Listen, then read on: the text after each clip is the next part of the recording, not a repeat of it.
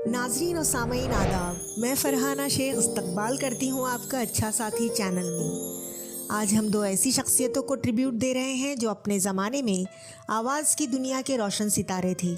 वो इस दुनिया से रुखसत ज़रूर हुए हैं, लेकिन वो लोगों के दिलों में बसते हैं। एक है आवाज़ की दुनिया के बादशाह अमीन सयानी जी। जब भी बिना का गीत माला का जिक्र आता है, हमें अमीन सयानी याद आते हैं।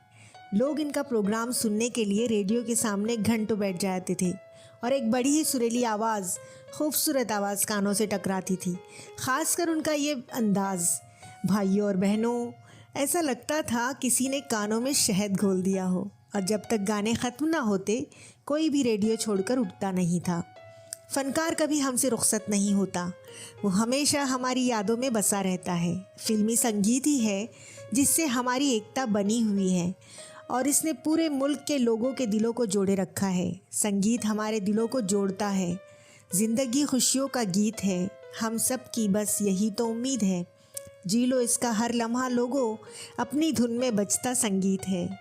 अमीन सयानी की आवाज़ दिल को छू लेती थी। जिस रोज़ वो हमसे रुखसत हुए, लोग उनके दीदार के लिए उमड़ पड़ रहे थे। वो हमें दिखाई तो नहीं देते थे, लेकिन इनकी आवाज़ के ही हम सब शैदाई थे।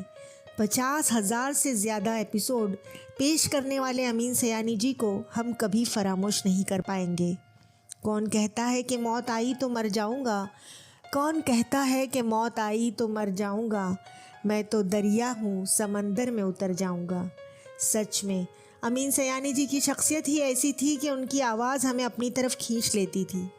बिछड़ा कुछ इस अदा से कि रुत ही बदल गई, बिछड़ा कुछ इस अदा से कि रुत ही बदल गई, ये शख्स सारे शहर को वीरान कर गया। अब हम एक ऐसे अजीम गुलकार का जिक्र करते हैं जिन्हें हम सब पंकज उधास के नाम से जानते हैं। वो और होंगे जिन्हें मौत आ गई होगी, वो और होंगे जिन्हें मौत आ गई होगी, निगाह यार से पाई है ज़िंदगी मैंने। पंकज उधास की आवाज़ में बहुत मशहूर हुई, सामईन ने इसे बहुत पसंद किया। गज़ल सराई की दुनिया का एक अजीम फ़नकार हमसे रुखसत हुआ। ऐ गमे ज़िंदगी कुछ तो दे मशवरा, एक तरफ उसका घर एक तरफ मैं कदा, मैं कहाँ जाऊँ ये होता नहीं फ़ैसला, एक तरफ उसका घर एक तरफ मैं कदा। ज़िंदगी एक है तलबगार दो, जाँ अकेली मगर जाँ के हक़दार दो। इनकी आवाज़ की जादू बयानी कोई फरामोश नहीं कर सकता। जब वो सुर छेड़ते, सामईन दम बखुद हो जाते। नाम फिल्म का इनका ये गीत, चिट्ठी आई है वतन से चिट्ठी आई है, बड़े दिनों के बाद हम बेवतनों को याद, वतन की मिट्टी आई है। आज भी इस गज़ल को सुनकर सामईन रो पड़ते हैं, क्योंकि जब बेटे रोज़ी कमाने के लिए दयार गैर में जाते हैं तो घर वाले उनको बहुत याद आते हैं और घर वालों का भी हाल इनकी याद में बुरा होता है। जब वो गीत छेड़ते तो लोगों की आंखों से अश्क जारी हो जाते।